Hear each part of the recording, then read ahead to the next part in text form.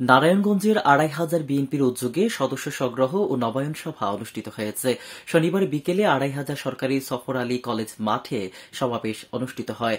২৫০০ পৌর বিএনপির সভাপতি মোহাম্মদ উল্লাহ লিটনের সভাপতিত্বে এবং সাধারণ সম্পাদক সালাউদ্দিন আহমেদ ডালিমের সঞ্চালনায় অনুষ্ঠানে প্রধান অতিথি হিসেবে উপস্থিত ছিলেন বিএনপির ঢাকা বিভাগীয় সহ সাংগঠনিক সম্পাদক নজরুল ইসলাম আজাদ এবং প্রধান বক্তা হিসেবে বক্তব্য দেন নারায়ণগঞ্জ জেলা বিএনপির আহ্বায়ক অধ্যাপক মামুন মাহমুদ।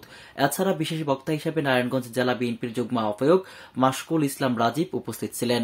এছাড়াও উপস্থিত ছিলেন ২৫০০ উপজেলা বিএনপি সভাপতি ইউসুফ আলী ভুইয়া, সিনিয়র সহসভাপতি মতিউর রহমান মতিন, সাবেক সাধারণ সম্পাদক হাবিবুর রহমান হাবু এবং সরকারি সফর আলী কলেজের সাবেক ভিপি কবির হোসেন সহ স্থানীয় বিএনপি অঙ্গ সংগঠনের নেতাকর্মীরা উপস্থিত ছিলেন।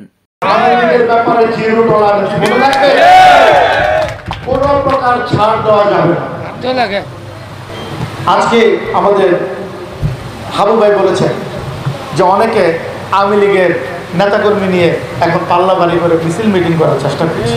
আমি কালাপাইরাতে শুনেছি, কালাপাইরাতে সামওয়ান আনোয়ার যিনি স্বপন চেয়ারম্যানের সাথে যোদ্ধা ছিলেন, বাবুর অন্যতম সৈনিক, আজকে আমাদের কতিপয় লোকজন যারা নজরুল ইসলাম বাবুর সাথে বিগত সময় দালালি করেছে, তারা এখন কিন্তু তাদের মতো আনোয়ারের মতো এই আনোয়ার টাইপের লোকজনদের নিয়ে পরিস্থিতি নষ্ট করার চেষ্টা করছে, আওয়ামী লীগকে ইনফ্লুয়েন্স দেওয়ার চেষ্টা করছে।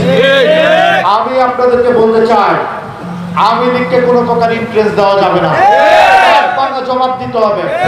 শুনেন, এই স্বৈরাচারী হাসিনা, রাক্ষসী হাসিনা কিভাবে দেশের মানুষকে হত্যা করে দেশের মানুষের সকল প্রকার অধিকার কুক্ষিগত করে রেখেছিল আপনারা দেখেছেন, কিভাবে গণহত্যা করেছিল আপনারা দেখেছেন, কিভাবে পালিয়েছে আপনারা তাও দেখেছেন। সো তারই দলের কোনো কর্মী এখনো মাথা জাগিয়ে কথা বলবে, বিশৃঙ্খলা তৈরি করার সাহস পাবে, এটা আপনারা কিন্তু করতে দেওয়া যাবে না, ঠিক আছে?